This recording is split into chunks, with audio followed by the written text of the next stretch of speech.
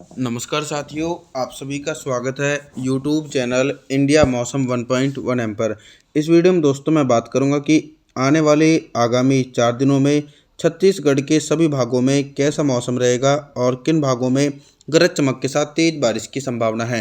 देखिए, बंगाल की खाड़ी की तरफ से कंटिन्यू नमी पहुंचने के कारण छत्तीसगढ़ के कई भागों में काफ़ी तेज बारिश हो सकती है। 10 जुलाई के दिन कोरिया, सुरगुजा, जासपुर, रायगढ़, कोरबा, जांगिर चंपा, मुंगेली, बिलासपुर के भागों में घने बादलों की आवाजाही के बीच गरज चमक के साथ मध्यम से तेज बारिश की संभावना है दोस्तों।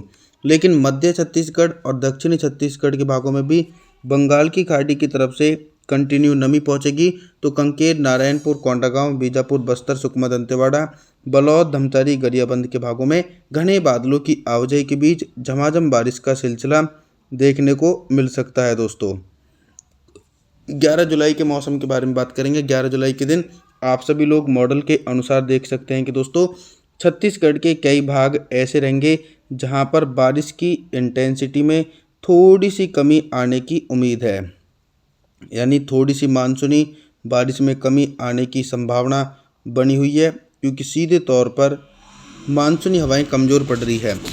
तो बलौद, धमतारी, गरियाबंद, कवर्धा, दुर्ग, राजनांदगांव, रायपुर, महासमुंद, इन तमाम भागों में तो मुख्य रूप से मौसम साफ है और कहीं पर भी बारिश की संभावना जो है वो नज़र नहीं आने वाली है। और वहीं उत्तर छत्तीसगढ़ के हिस्सों में लगातार मानसूनी हवाओं के बीच काफ़ी ज़्यादा मौसम सक्रिय रहेगा। तो सीधे तौर पर कोरिया, सुरगुजा, जासपुर, रायगढ़, कोरबा, जांगिर चंपा, मुंगेली, बिलासपुर के भागों में मोटी परत वाले बादलों के बीच 50 मिलीमीटर तक भारी बारिश की संभावना 11 जुलाई के दिन देखने को मिलने वाली है। और सीधे तौर पर 12 जुलाई के मौसम के बारे में बात करेंगे तो 12 जुलाई के दिन छत्तीसगढ़ के मौसम में बहुत ही तेज़ी से परिवर्तन और उतार चढ़ाव देखने को मिलेगा। 12 जुलाई के दिन देखेंगे कि छत्तीसगढ़ के भागों में जो बंगाल की खाड़ी की तरफ से दक्षिण पश्चिमी मानसूनी हवाएं हैं वो लगातार और ज़्यादा सक्रिय हो रही हैं। तो मध्य भाग और दक्षिणी भागों में व्यापक रूप से तेज बारिश होगी। कांकेर, नारायणपुर, कोंडागांव, बीजापुर, बस्तर, सुकमा, दंतेवाड़ा, बलौद, धमतरी, गरियाबंद, कवर्धा, दुर्ग, राजनांदगांव, रायपुर, महासमुंद के भागों में घने बादलों की आवाजाही के बीच झमाझम बारिश की संभावनाएं नज़र आने वाली हैं दोस्तों। हालांकि उत्तर छत्तीसगढ़ के भागों में भी कंटिन्यू झमाझम बारिश होगी, क्योंकि यहाँ पर भी कहीं ना कहीं मानसूनी हवाएं काफ़ी ज़्यादा सक्रिय बनी हुई हैं। और बात करने वाले हैं हम दोस्तों 13 जुलाई के मौसम के बारे में। तो 13 जुलाई के दिन सबसे पहले मैं आप लोगों को मानसूनी सिस्टमों के बारे में बताना चाहता हूं। तो 13 जुलाई के दिन क्या हो रहा है कि छत्तीसगढ़ के एक बड़े दायरे में, यानी जो दक्षिणी छत्तीसगढ़ के हिस्से हैं, यहाँ पर भारी से बहुत भारी बारिश होगी। कांकेर, नारायणपुर, कोंडागांव, बीजापुर, बस्तर, सुकमा, दंतेवाड़ा, बलौद, धमतरी, गरियाबंद के हिस्सों में मूसलाधार भारी बारिश गरज चमक के साथ देखने को मिलेगी, क्योंकि यहाँ पर मानसून काफ़ी ज़्यादा इंटेंसिफाई और काफ़ी ज़्यादा सक्रिय बना हुआ है। उत्तर छत्तीसगढ़ की तरफ देखेंगे तो उत्तर छत्तीसगढ़ की तरफ भी काफ़ी ज़्यादा बारिश में कमी आ सकती है। कोरिया, सुरगुजा, जासपुर, रायगढ़, कोरबा, जांगिर चंपा, मुंगेली, बिलासपुर के भागों में थोड़ी सी बारिश की इंटेंसिटी में कमी आने के आसार नज़र आने वाले हैं दोस्तों। और 14 जुलाई के मौसम के बारे में बात करेंगे। 14 जुलाई के दिन सीधे तौर पर ये हो रहा है कि जो मानसून है वो लगातार सक्रिय बना हुआ है, लेकिन देश के पूर्वी हिस्सों में तो मानसून सक्रिय है। हालांकि ब्रेक कंडीशन गुजरात, राजस्थान, मध्य प्रदेश के भागों में बनी हुई है। 14 जुलाई के दिन हम सबसे पहले उन भागों की तरफ बात करेंगे जहां पर भारी से बहुत भारी बारिश हो सकती है। तो मध्य छत्तीसगढ़ और उत्तर छत्तीसगढ़ के भागों में भीषण बारिश की उम्मीद है।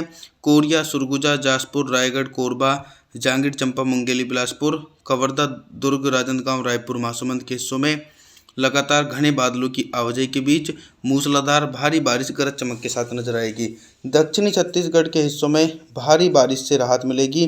कांकेर, नारायणपुर, कोंडागांव, बीजापुर, बस्तर, सुकमा, दंतेवाड़ा, बलौद, धमतरी, गरियाबंद के हिस्सों में घने बादलों की आवाजाही के बीच झमाझम बारिश हो सकती है।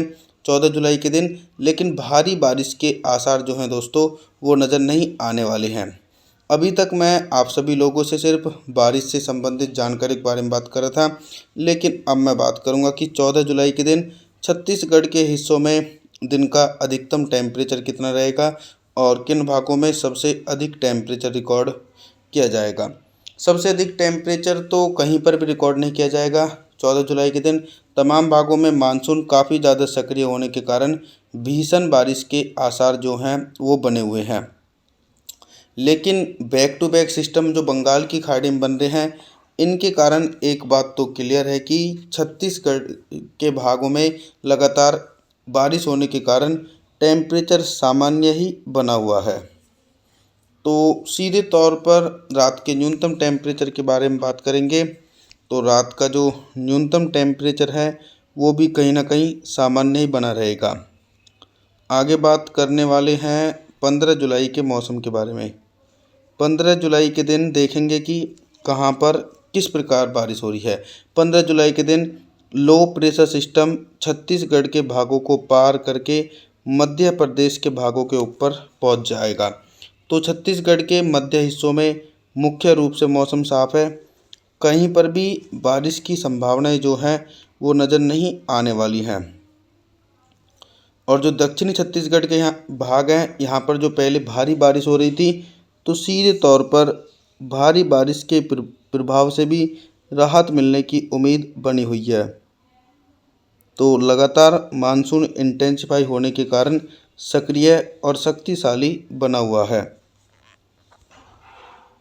लेकिन दोस्तों क्या हो रहा है कि इस बार मानसून कुछ भागों में तो सक्रिय है और कहीं पर मानसून की ब्रेक कंडीशन भी बनने की उम्मीद भी बनी हुई है 17 जुलाई तक। उसके बाद तो लो प्रेशर सिस्टम सक्रिय हो जाएगा, तो लगातार झमाझम बारिश के आसार भी बने रहेंगे। अभी तक मैं आप सभी लोगों से सिर्फ बारिश से संबंधित जानकारी के बारे में बात कर रहा था, लेकिन अब मैं बात करूंगा कि 15 जुलाई के दिन छत्तीसगढ़ के हिस्सों में दिन का अधिकतम टेम्परेचर कितना रहेगा और किन भागों में सबसे अधिक टेम्परेचर रिकॉर्ड किया जाएगा। सबसे अधिक टेम्परेचर जो रिकॉर्ड किया जाएगा वो लगभग लगातार जो मध्य हिस्से हैं, जैसे कि कवर्धा, दुर्ग, राजनांदगांव, रायपुर, महासमुंद, यहाँ पर टेम्परेचर वाकई में ही सामान्य से ऊपर पहुँचता हुआ नज़र आने वाला है। और बात करें उत्तर छत्तीसगढ़ के हिस्सों में, तो उत्तर छत्तीसगढ़ के हिस्सों में भी टेम्परेचर पूरी तरीके से सामान्य ही देखने को मिलेगा और रात के न्यूनतम टेम्परेचर भी पूरी तरीके से सामान्य रहेगा। आप सभी लोगों से मेरा निवेदन है, आप हमारे चैनल को सब्सक्राइब ज़रूर कर देना, वीडियो को लाइक ज़रूर कर देना और जी थैंक्स फॉर वॉचिंग।